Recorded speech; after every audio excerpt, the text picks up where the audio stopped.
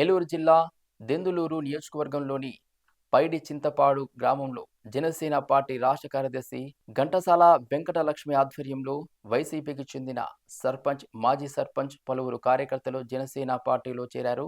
జనసేన పార్టీలో గ్రామానికి చెందిన 300 మంది కార్యకర్తలు చేరడం జరిగింది. అయితే ఈ సందర్భంగా గన్నవరం నియోజకవర్గ జనసేన పార్టీ ఇన్ఛార్జ్ చలమలశెట్టి రమేష్ చేతుల మీదుగా వీరందరికీ కండువా కప్పి పార్టీలోకి సాదరంగా ఆహ్వానించారు.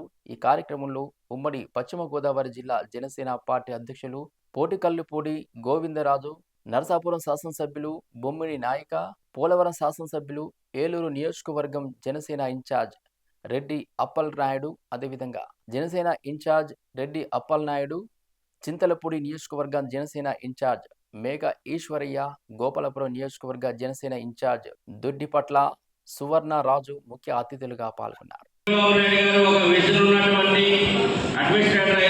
చంద్రబాబు నాయుడు గారు సిద్ధాంతాలు ప్రజలకి మంచి జరగాలి, మనకు మంచి కాదు, ప్రజల నిరంతరం వాళ్ళ కష్టాల నుంచి మనం రక్షించాలి అనేటువంటి ఒక నిబంధనతో పనిచేస్తున్నటువంటి పవన్ కళ్యాణ్ గారి సారథ్యంలో మనం ఉంటే ప్రజలందరికీ రక్షణగా ఉంటారు.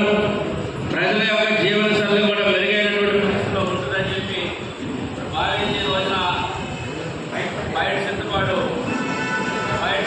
ప్రజలందరూ కూడా ఈ రోజు రావడం చాలా ఆనందం. మరి మీ అందరూ కూడా భవిష్యత్తులో కరెంట్ పోయింది చాలా